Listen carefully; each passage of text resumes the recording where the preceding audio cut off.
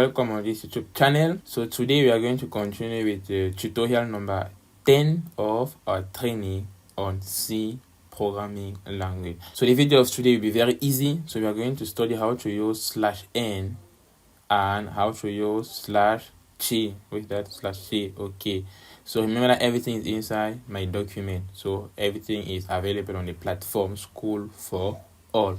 Good. So how to use them? So let me just go directly into practical now. So what happened here is I'm going to clean all this.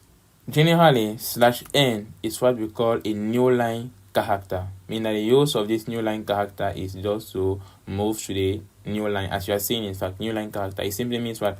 That in your program, if you are writing something and you add something at the end like /n character, in this case, all what follows after /n will move to the new line. So it's exactly how it works.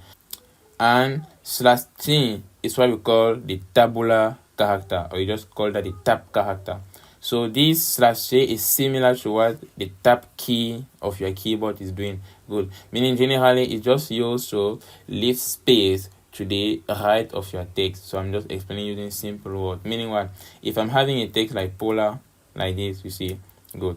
If I add /t before writing if, the result will give something like polar, and there will be a space here before if. So that's the whole of tabulation. So tabulation is not bringing the next text to the next line, but he's just leaving space, in fact, before writing the next text there. Good. And it's very important to manipulate /c and /n when you are working with matrix. Good. So I think everybody knows the structure of a matrix. So how to display matrix in programming, or how to display a table in programming. So you're just manipulating /c and /n. Very important. So let us take a small example. Imagine that I'm having something like printf, a small table. Inside my printf, the first column is called name. Good. Now I want small space, meaning I'm going to add a /c before the next. Let me just say age, something like this.